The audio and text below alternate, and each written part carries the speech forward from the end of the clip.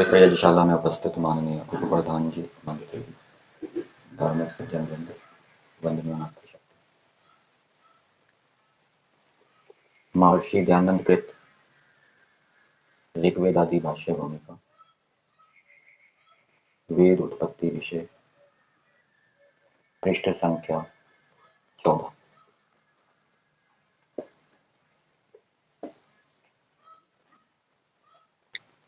इसमें एक प्रश्न किया गया है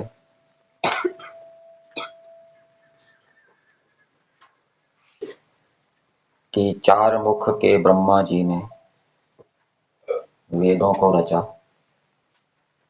चार मुख वाले ब्रह्मा जी ने वेदों को रचा, ऐसे इतिहास को हम लोग सुनते हैं। तो इसका उत्तर दिया गया है, जो सत्यवादी विद्वानों के द्वारा भूतकाल में हुई घटनाओं का वर्णन किया जाता है, उसको इतिहास कहते हैं। और जो असत्यवादी मूर्खों के द्वारा जो वर्णन किया जाता है, उसको उपन्यास कहा जाता है, इतिहास नहीं कहा जाता। भूतकाल की कोई घटना है, कोई झूठा व्यक्ति कह रहा है, वो सच्ची बात नहीं है, कपोल कल्पित है, तो वो इतिहास नहीं कहलाएगी। तो इसका उत्तर यहां दिया है, ऐसा मत कहो कि चार मुख वाले ब्रह्मा जी ने वेदों को रचा, क्योंकि इतिहास को शब्द प्रमाण के भीतर गिना है। न्याय दर्शनकार गौतम मुनि जी ने ऐतिह्य अर्थात इतिहास को शब्द प्रमाण के अंतर्गत माना है, और वात्सायन जी ने, जिन्होंने गौतम मुनि जी के न्याय दर्शन के ऊपर भाष्य किया है, उन्होंने भी इसको इस रूप में स्वीकार किया है। अर्थात ऋषि मुनियों ने इतिहास को शब्द प्रमाण के अंतर्गत माना है, गिना है। फिर आगे शब्द प्रमाण क्या है उसके बारे में लिखा है, आप्तोपदेशः शब्दः, अर्थात सत्यवादी विद्वानों का जो उपदेश है उसको शब्द प्रमाण में गिनते हैं। असत्यवादी विद्वान हो, विद्वान तो है लेकिन असत्यवादी है, उसका उपदेश शब्द प्रमाण के अंतर्गत नहीं आएगा। अथवा असत्यवादी है, मूर्ख है, उसका भी उपदेश शब्द प्रमाण के अंतर्गत नहीं आएगा। और जो केवल सत्यवादी है, विद्वान नहीं है, उसका भी उपदेश शब्द प्रमाण के अंतर्गत नहीं आएगा।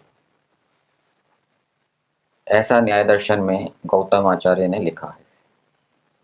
तथा शब्द प्रमाण से जो युक्त है वही इतिहास मानने के योग्य है, अन्य नहीं। अर्थात जो सत्यवादी विद्वानों के द्वारा कहा गया है वही इतिहास मानने योग्य है। जो उन्होंने भूतकाल की घटनाओं का वर्णन किया है उसको इतिहास के अंतर्गत लेना चाहिए, उसको शब्द प्रमाण मानना चाहिए, अन्य नहीं। इस सूत्र के भाष्य में वात्सायन मुनि ने आप्त का लक्षण कहा है कि जो साक्षात सब पदार्थ विद्याओं का जानने वाला, कपट आदि दोषों से रहित, अर्थात जो स्वार्थी ना हो, अपने स्वार्थ को सिद्ध करने के लिए दूसरे की हानि ना करने वाला हो, अपितु सबका हितैषी हो, परोपकारी हो, और जो धर्मात्मा है कि जो सदा सत्यवादी, सत्यमानी और सत्यकारी है, जिसको पूर्ण विद्या से आत्मा में जिस प्रकार का ज्ञान है उसके कहने की इच्छा की प्रेरणा से सब मनुष्यों पर कृपा दृष्टि से सब सुख होने के लिए सत्य उपदेश करने वाला है। क्योंकि आप तो परोपकारी होते हैं, सबके हितैषी होते हैं, इसलिए उनके अंदर ये इच्छा भी होती है कि मनुष्यों के सुख के लिए उपदेश किया जाए। तो ऐसे जो सत्य उपदेश करने वाले हैं और जो पृथ्वी से लेके परमेश्वर पर्यंत सब पदार्थों को यथावत साक्षात करना और उसी के अनुसार वर्तना है, इसी का नाम आप्ति है। इस आप्ति से जो युक्त हो उसको आप्त कहते हैं, उसी के उपदेश का प्रमाण होता है। इससे विपरीत मनुष्य का नहीं, क्योंकि सत्य वृत्तांत का ही नाम इतिहास है। झूठे वृत्तांत को उपन्यास कहते हैं, सत्य वृत्तांत को इतिहास कहते हैं। अनृत का नहीं, झूठे वृत्तांत को इतिहास नहीं कहते। सत्य प्रमाण युक्त जो इतिहास है वह सब मनुष्यों को ग्रहण करने के योग्य है। इससे विपरीत इतिहास का ग्रहण करना किसी को योग्य नहीं। अर्थात जो सत्य प्रमाणों से युक्त नहीं है उसको इतिहास के रूप में ग्रहण नहीं करना चाहिए, उसको इतिहास नहीं मानना चाहिए, उसको शब्द प्रमाण नहीं मानना चाहिए। जो सत्य प्रमाण से युक्त है उसको इतिहास मानना चाहिए, क्योंकि प्रमादी पुरुष के मिथ्या कहने का इतिहास में ग्रहण ही नहीं होता। प्रमादी पुरुष कुछ भी अंड बंड बकता जाए, उसकी बात को इतिहास के अंदर नहीं लिया जाता। इसी प्रकार व्यास जी ने चारों वेदों की संहिताओं का संग्रह किया है इत्यादि इतिहासों को भी मिथ्या ही जानना चाहिए। और ऐसी बात भी सुनी जाती है कि व्यास जी ने चारों वेदों की संहिताओं का संग्रह किया, अर्थात मंत्रों को एक जगह इकट्ठा किया, ऋग्वेद के मंत्रों को ऋग्वेद के अंदर संग्रहित किया, इकट्ठा किया, अथर्ववेद के मंत्रों को अथर्ववेद के अंदर इकट्ठा किया, तो ये बात भी ठीक नहीं है। जो आजकल के बने ब्रह्म वैवर्त आदि पुराण और ब्रह्म यामल आदि तंत्र ग्रंथ हैं, इनमें कहे इतिहासों का प्रमाण करना किसी मनुष्य को योग्य नहीं है, क्योंकि इनमें असंभव और अप्रमाण कपोल कल्पित मिथ्या इतिहास बहुत लिख रखे हैं। तो वैसे जो मिथ्या बात है उसको इतिहास नहीं कहना चाहिए, लेकिन फिर भी उसको इतिहास कह दिया है ये गौण रूप से। मुख्य इतिहास तो वह है जो सत्य है, जो सत्यवादी विद्वानों के द्वारा कहा जाता है। और जो सत्य ग्रंथ शतपथ ब्राह्मण आदि हैं उनके इतिहासों का भी त्याग नहीं करना चाहिए। फिर एक प्रश्न आगे और किया है, सूक्तों के ऊपर, वेदों में सूक्तों के ऊपर, मंत्रों के ऊपर ऋषि लिखे जाते हैं, तो कुछ लोग ऐसा मानते हैं कि उन्होंने ही वेद रचे हों, ऐसा क्यों ना मान लिया जाए जो मंत्र सूक्तों के ऊपर संहिताओं में ऋषि लिखे होते। तो इसका उत्तर दिया है, ऐसा मत कहो, क्योंकि जिस समय ये जो ऋषि नहीं थे जो मंत्र सूक्तों के ऊपर लिखे हुए हैं, उस समय भी ब्रह्मा जी विद्यमान थे और ब्रह्मा जी के पास चारों वेद थे।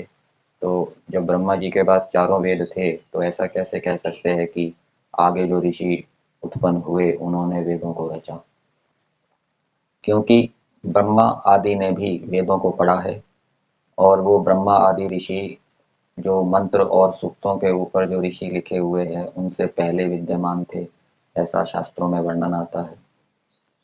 तो श्वेताश्वतर आदि उपनिषदों में यह वचन है कि जिसने ब्रह्मा को उत्पन्न किया,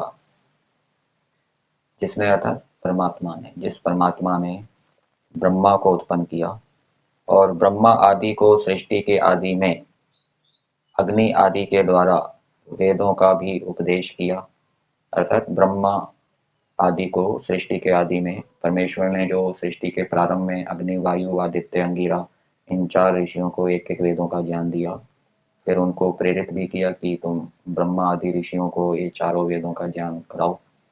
परमेश्वर ने ऐसी प्रेरणा दी, उसी परमेश्वर के शरण को हम लोग प्राप्त होते हैं।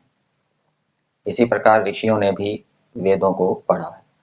तो जो ऋषि सूक्त अथवा मंत्रों के ऊपर लिखे होते हैं वेद संहिताओं में, उन्होंने ब्रह्मा आदि से वेदों को पढ़ा है।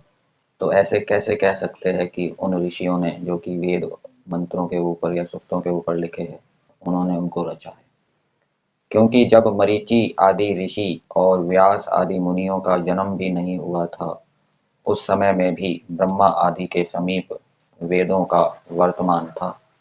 ये इतिहास से लिया गया होगा। इससे इसमें मनु के श्लोकों की भी साक्षी है कि पूर्वोक्त अग्नि, वायु, रवि और अंगिरा से जब ब्रह्मा जी ने वेदों को पढ़ा था तो व्यास आदि और हम लोगों की तो कथा क्या ही कहनी है। तो सृष्टि के प्रारंभ में परमेश्वर ने अग्नि, वायु, आदित्य और अंगिरा, इन 4 ऋषियों को वेदों का ज्ञान दिया और इन 4 ऋषियों से ब्रह्मा जी ने वेदों को पढ़ा। और फिर बाद में जितने भी ऋषि हुए, जिनमें से कुछ ऋषियों का नाम जो मंत्र और सूक्तों के ऊपर लिखा है, उन्होंने फिर ब्रह्मा जी से वेदों को पढ़ा। तो ऐसे कैसे कह सकते हैं कि उन ऋषियों ने, जो कि मंत्र और सूक्तों के ऊपर लिखे हैं, उन्होंने रचा है? क्योंकि उनसे पहले ही ब्रह्मा जी के पास वेदों का ज्ञान था और ब्रह्मा जी से पहले अग्नि, वायु, आदित्य, अंगिरा के पास वेदों का ज्ञान था।